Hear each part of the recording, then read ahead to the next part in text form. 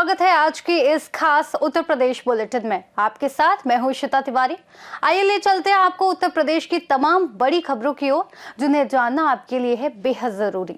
पहली खबर की बात करेंगे हमीरपुर से है, जहां अखिल भारतीय ब्राह्मण एकता परिषद के तत्वाधान में आईएएस संतोष वर्मा के विरुद्ध में ज्ञापन सौंपा गया। अगली खबर में बात करेंगे ललितपुर की, जहां जिलाधिकारी सत्य प्रकाश ने निःशुल्क मेडिकल चेकअप कैंप का शुभारंभ किया। साथ ही बात करेंगे मुरादाबाद की, जहां खाद्य विभाग की टीम ने एक अंडा गोदाम पर छापेमारी कर रंगे हाथों पकड़ा नकली अंडा। ऐसी ही तमाम खबरों पर विस्तार से करेंगे चर्चा। खबर हमीरपुर से है, जो अखिल भारतीय ब्राह्मण एकता परिषद के तत्वाधान में आज आईएएस संतोष वर्मा के खिलाफ ज्ञापन सौंपा गया। ज्ञापन में आरोप लगाया गया कि मध्य प्रदेश शासन द्वारा आयोजित एक गैर सरकारी समारोह में उन्होंने आरक्षण समाज के लड़कों से ब्याहने संबंधी अमर्यादित टिप्पणी की। ब्राह्मण कन्याओं पर की गई इस अभद्र टिप्पणी से पूरा ब्राह्मण समाज आहत हुआ है। ज्ञापन में मांग की गई है कि आईएएस संतोष वर्मा को तत्काल बर्खास्त किया जाए और उनकी गतिविधियों के संबंध में सुसंगत धाराओं में एफआईआर दर्ज की जाए। मध्य प्रदेश में जो संतोष वर्मा हैं आईएएस पद पे, उन्होंने अपने पद की गरिमा न रखते हुए एक पढ़े लिखे इतने उच्च पद पे होने के बाद भी उन्होंने ब्राह्मण बेटियों के खिलाफ जो अभद्र टिप्पणी दी है, उसकी वजह से हम सब लोग बहुत आहत हुए हैं। जो बच्चियां हमारे देश का भविष्य हैं वो भी बहुत आहत हुई हैं। तो उसके लिए उन पे जो भी कार्रवाई सरकार को लगे कि हाँ उन्होंने गलत किया है, तो क्योंकि हम लोग मान सम्मान और स्वाभिमान के लिए ही रोड पे निकले होते हैं, क्योंकि कहीं ना कहीं हमारा वर्चस्व खतरे में है। इस वजह से हम लोगों को ये है कि कैसे भी करके हम लोग अपना सम्मान बना के रखें। उस सम्मान को कहीं ना कहीं उन्होंने तार-तार किया है। हमीरपुर से सी न्यूज़ संवाददाता ब्रजेश की रिपोर्ट। जनपद फिरोजाबाद में वरिष्ठ पुलिस अधीक्षक के दिशा निर्देश में थाना सिरसागंज पुलिस टीम ने शातिर चोर को मुठभेड़ के दौरान गिरफ्तार किया। मुखबिर से मिली सूचना के आधार पर कार्रवाई करते हुए पुलिस ने अभियुक्त को पकड़ते समय उसके कब्जे से एक अवैध तमंचा, 2 जिंदा कारतूस, एक चोरी की मोटरसाइकिल और 4 एंड्रॉइड फोन बरामद किए। विभिन्न धाराओं के तहत कानूनी कार्रवाई करते हुए अभियुक्त को जेल भेजा गया। घटना हुई है आज मुखबिर खास की सूचना थाने पे प्राप्त हुई, जिसमें ये बताया गया एक अपराधी जिसका नाम अर्जुन है, जो यहाँ से सिरसागंज से एक मोटरसाइकिल चोरी करके ले गया था।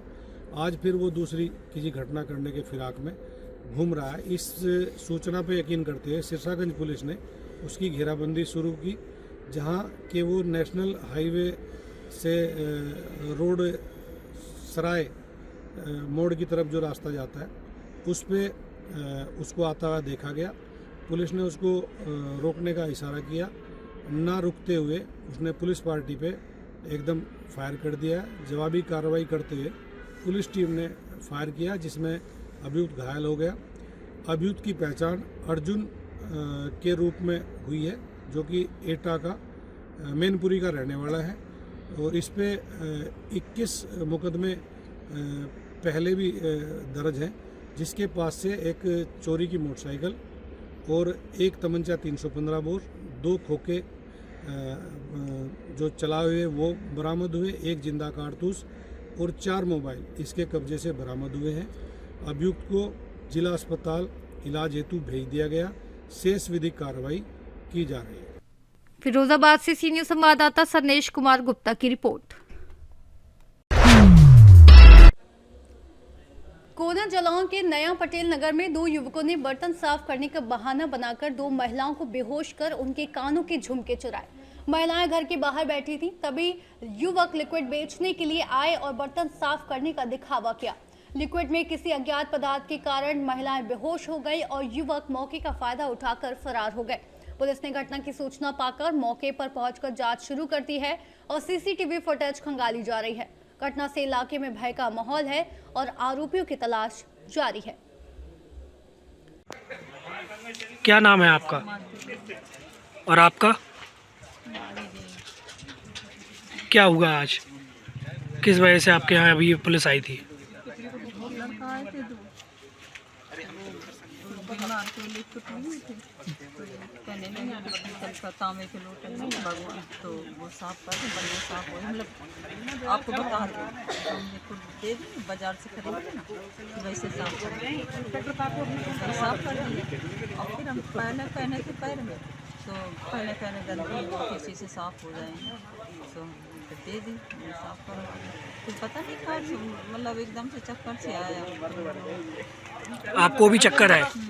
आप दोनों लोग यहीं साथ में ही बैठे थे? हाँ, साथ ही बैठे थे। अच्छा, तो मतलब कुछ उन्होंने सफाई की है, उसके बाद आपको चक्कर आए और फिर क्या सुना उसके बाद क्या आपका क्या चोरी हुआ? बाल बाल दोनों लोगों के कान के बाले चोरी हुए हैं।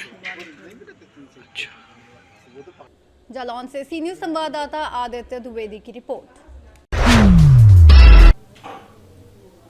ललितपुर जिला कलेक्ट्रेट परिसर में आज निशुल्क मेडिकल चेकअप कैंप का भव्य आयोजन किया गया। कार्यक्रम का शुभारंभ जिला अधिकारी सत्य प्रकाश ने फीता काट कर किया। इस अवसर पर झांसी स्मार्ट सिटी हॉस्पिटल के मैनेजर अतुल ने जिला अधिकारी सत्य प्रकाश, अपर जिला अधिकारी अंकुर श्रीवास्तव तथा अपर जिला अधिकारी नमामि गंगे राजेश श्रीवास्तव का पुष्प गुच्छ भेंट कर स्वागत किया। मेडिकल कैंप में विशेषज्ञ डॉक्टरों की टीम द्वारा आम जन का स्वास्थ्य परीक्षण किया गया। कैंप में आए आयुष्मान कार्ड धारकों को निशुल्क उपचार सुविधा देने तथा अन्य मरीजों को भी कम कीमत पर गुणवत्तापूर्ण इलाज उपलब्ध कराने की घोषणा की गई। शुभारंभ अवसर पर जिलाधिकारी सत्य प्रकाश ने कहा कि स्वास्थ्य जन जागरूकता को बढ़ावा देने के लिए ऐसे मेडिकल कैंप अत्यंत आवश्यक हैं। कार्यक्रम में जिला बार एसोसिएशन के जिला अध्यक्ष समेत अनेक अधिवक्ता, सामाजिक कार्यकर्ता और गणमान्य नागरिक उपस्थित रहे। सभी ने स्वास्थ्य शिविर की पहल की सराहना करते हुए इससे जनहित के लिए महत्वपूर्ण कदम बताया। जी, कलेक्ट्रेट में क्या कार्यक्रम हुआ है सर? आज झांसी स्मार्ट सिटी हॉस्पिटल जो झांसी में स्थित है उनके द्वारा यहाँ निःशुल्क कैंप किया गया है। जो झांसी स्मार्ट सिटी हॉस्पिटल है वो स्मार्ट सिटी झांसी द्वारा पीपीपी मॉडल पे चलाया जा रहा एक हॉस्पिटल है जहाँ पे आयुष्मान कार्ड धारकों का निःशुल्क इलाज होता है तथा बाकी जितने भी लोग हैं उनका भी CGHS तथा उससे भी कम दरों पे इलाज होता है। तो और जो सुविधाएं हैं वो बिल्कुल सारी फैसिलिटीज़ उनकी एडवांस्ड मशीनें हैं और सभी डॉक्टर्स भी वेल क्वालिफाइड हैं वहाँ पे।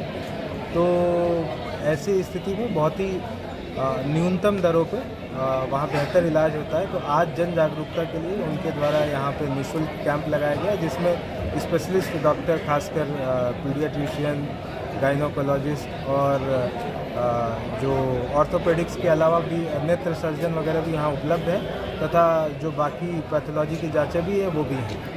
तो आज ये अपने जन जागरूकता के क्रम में निःशुल्क कैंप भी यहाँ आयोजित करें। क्या आज ही आयोजन रहेगा कि हर महीने ऐसा कैंप लगे रहें? अभी तो ये लोग आयोजन आज कर रहे हैं, भविष्य में भी करेंगे तो यहाँ पे करेंगे। ठीक है। क्या इस तरह से कैंप लगाया गया, क्या क्या सुविधाएं निःशुल्क है ये? जी मैम, ये बिल्कुल निःशुल्क कैंप का आयोजन किया गया है। ये एजल स्मार्ट सिटी हॉस्पिटल जो झांसी में है, RTO ऑफिस के बगल में है, यहाँ पे आयुष्मान कार्ड धारकों के लिए निःशुल्क इलाज उपलब्ध है। साथ ही एक ही छत के नीचे हमारे 32 डॉक्टर्स की टीम है जिसमें हर डिपार्टमेंट के डॉक्टर हमारे पास उपलब्ध हैं। इस तरह से एक ही छत के नीचे स्मार्ट सिटी के तहत ये एक हम लोग ने अस्पताल बनाया हुआ है जिसमें सभी तरह के डॉक्टर उपलब्ध होते हैं और सभी तरह का इलाज संभव है। सर जो महंगी जांचें हैं उनको कितना रेट का आपके डिस्काउंट है? मैम एक्चुअली हम लोग जैसे KLFT, KFT मैम हम लोग CGHS के रेट फॉलो करते हैं और ये सारे रेट दिए हुए हैं। हम लोग LFT जो होता है वो 225 रुपये, KFT 225 रुपये, B12 की जांच B12 की मैम जाँच इसमें लिखी हुई है। B12 भी सस्ते दरों पे है। जो CGHS सरकारी दर होती है उस रेट पे हम लोग सारा इलाज कर रहे हैं। मिनिमम कितना परसेंट होगा? मैम ये सरकारी रेट जो सेट होते हैं वो आप मार्केट से अगर कंपैरिजन करेंगे तो 50% कम है। तो आज ललितपुर से सी न्यूज संवाददाता विकास सोनी की रिपोर्ट। ललितपुर जिले में चल रहे यातायात माह के अंतर्गत शुक्रवार को तुवन चौराहे पर व्यापक वाहन चेकिंग अभियान संचालित किया गया। यह अभियान यातायात निरीक्षक आलोक तिवारी के नेतृत्व में आयोजित किया गया, जिसमें पुलिस टीम ने ट्रैफिक नियमों के अनुपालन को सुनिश्चित करने के लिए कड़ी कार्रवाई की। अभियान के दौरान बिना हेलमेट चलने वाले दोपहिया वाहन चालकों, वाहनों पर लगी काली फिल्म, अवैध रूप से लगाए गए हूटर और सायरन तथा अन्य नियम विरोध संशोधनों पर विशेष रूप से कार्रवाई की गई। टीम ने ऐसे कई वाहनों को रोककर चालान किए और चालकों को ट्रैफिक नियमों का पालन करने के लिए कड़ा संदेश दिया। यातायात निरीक्षक आलोक तिवारी ने बताया कि सड़क दुर्घटना में बढ़ोतरी का मुख्य कारण लापरवाह ड्राइविंग और हेलमेट न पहनना है। इसीलिए यातायात माह के दौरान लोगों को जागरूक करने के साथ साथ नियमों का उल्लंघन करने वालों पर सख्त कार्रवाई की जा रही है। चेकिंग अभियान के दौरान पुलिस टीम ने कई वाहनों का निरीक्षण किया, चालान काटे तथा कई चालकों को मौके पर ही आवश्यक निर्देश देकर छोड़ा। ललितपुर से सी न्यूज़ संवाददाता विकास सोनी की रिपोर्ट। मुरादाबाद के कटघर थाना क्षेत्र के काशीपुर रोड स्थित बबराला मजरा में खाद्य विभाग की टीम ने एक अंडा गोदाम पर छापेमारी कर बड़ा खुलासा किया। छापेमारी के दौरान साफ खुलासा हुआ कि गोदाम में सफेद अंडों पर कृत्रिम रंग लगाकर नकली देशी अंडे तैयार किए जा रहे थे। खाद्य विभाग की टीम ने इस अवैध कारोबार को पकड़ने के लिए रात भर कार्रवाई की। छापेमारी में 3,89,772 रुपए के नकली देशी अंडे सीज कर लिए गए। इनमें से 45,360 रंग लगाए गए नकली अंडे और 35,640 सफेद अंडे शामिल हैं, जिन्हें रंगने के लिए तैयार रखा गया था। कार्रवाई के दौरान सहायक आयुक्त खाद्य राजवंश श्रीवास्तव के नेतृत्व में खाद्य विभाग की पूरी टीम मौके पर मौजूद रही। छापेमारी के बाद पूरे अंडे गोदाम को सील कर दिया गया। ये गोदाम अल्लाह खान नाम के एक व्यक्ति द्वारा संचालित किया जा रहा था। विभाग ने इस मामले में आगे की कानूनी कार्रवाई शुरू कर दी है। तो सर, आपके द्वारा एक कार्रवाई करी गई है नकली देसी अंडों की, क्या बताइए, क्या है, थोड़ा सा डिटेल्स बताइए। एक्चुअली हमें एक शिकायत मिली थी कुछ दिनों पहले कि हमें लगता है कि 15-15 दिन पहले एक शिकायत मिली थी कि लोग अंडे को रंग करके बेच रहे हैं, उसको अपना नकली बनाने का प्रयास कर रहे हैं। तो उसमें हमने करीब 12-13 दिन वर्कआउट किया।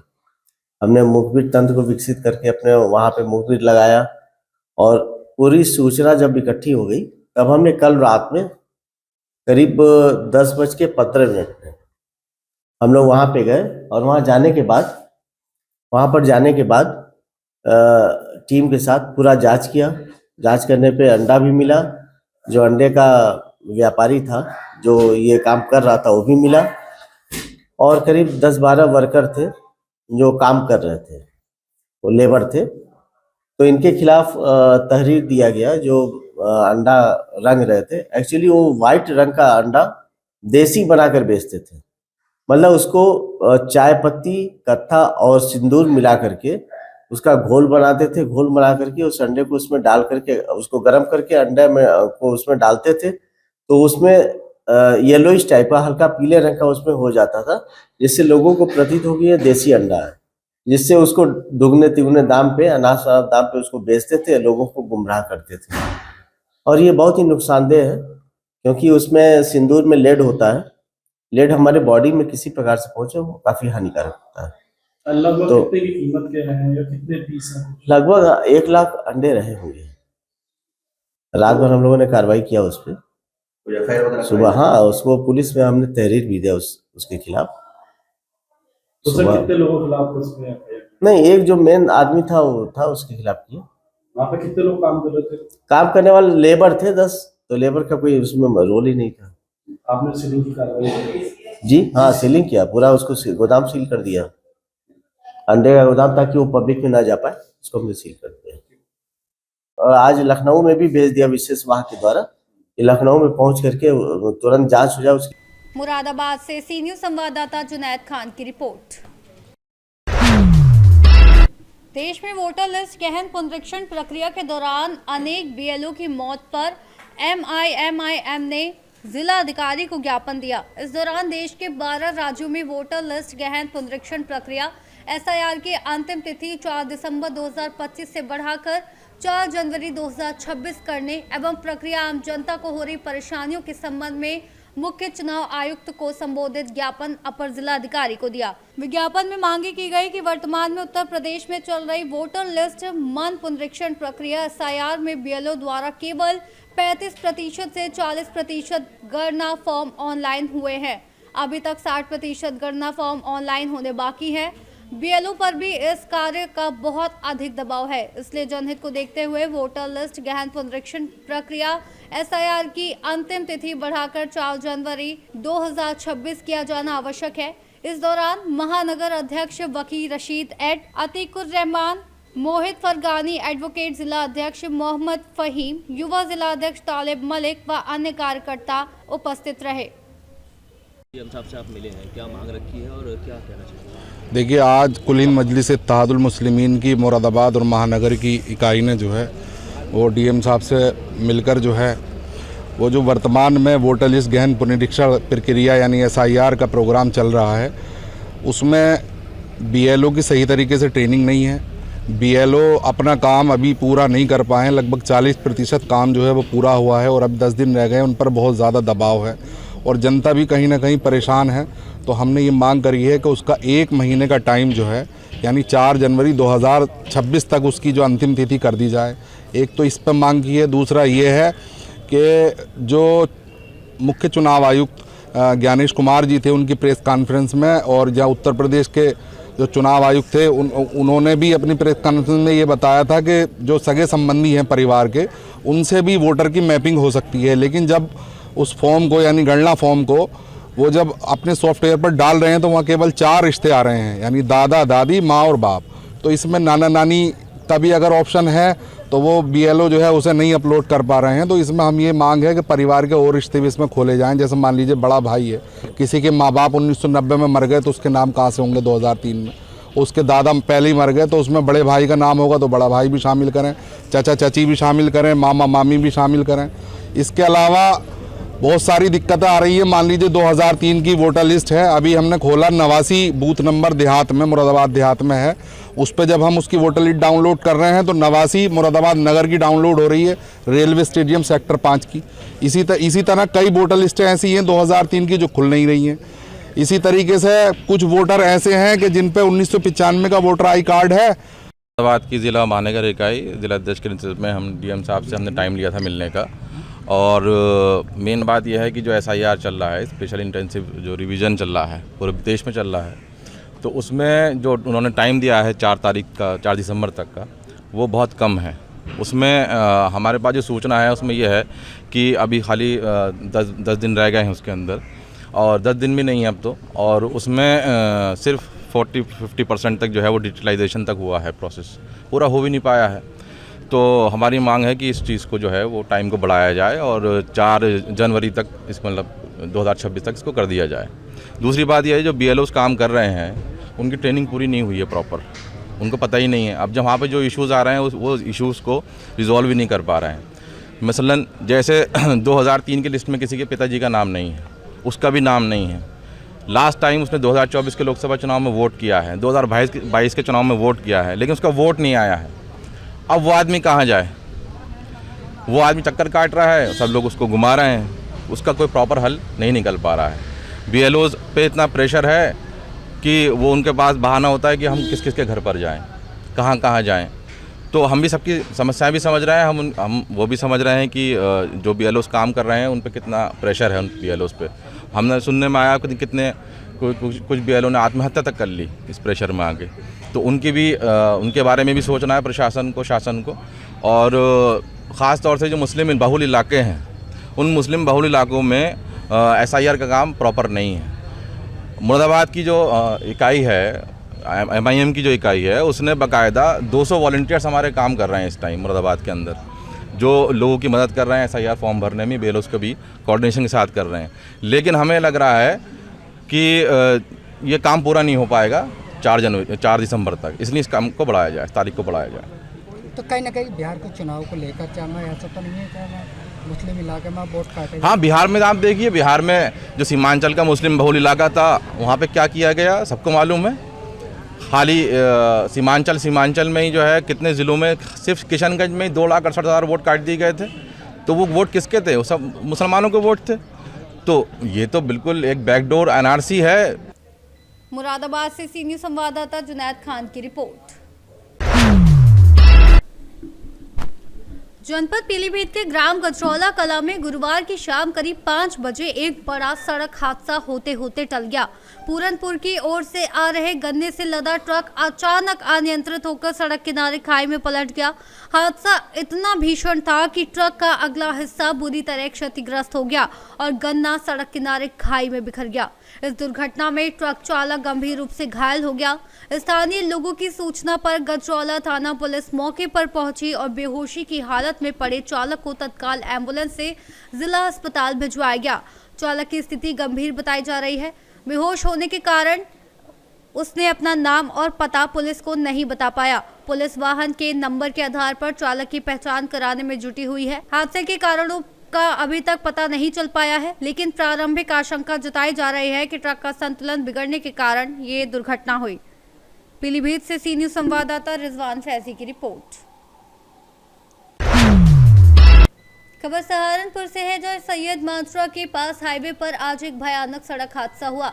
एक डंपर पलटने से कार पर गिर गया, जिसमें 6 लोग और 3 वर्षीय बच्चा घायल हो गए। सभी ने मौके पर ही दम तोड़ दिया। जानकारी के अनुसार मृतक सभी सैयद माजरा गांव के निवासी बताए जा रहे हैं।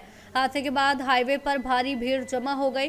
पुलिस ने तुरंत मौके पर पहुंचकर शवों को अपने कब्जे में लिया और ट्रक ड्राइवर के खिलाफ मामला दर्ज कर लिया। ये घटना थाना गागलहेड़ी के सैयद मजरा के पास हुई।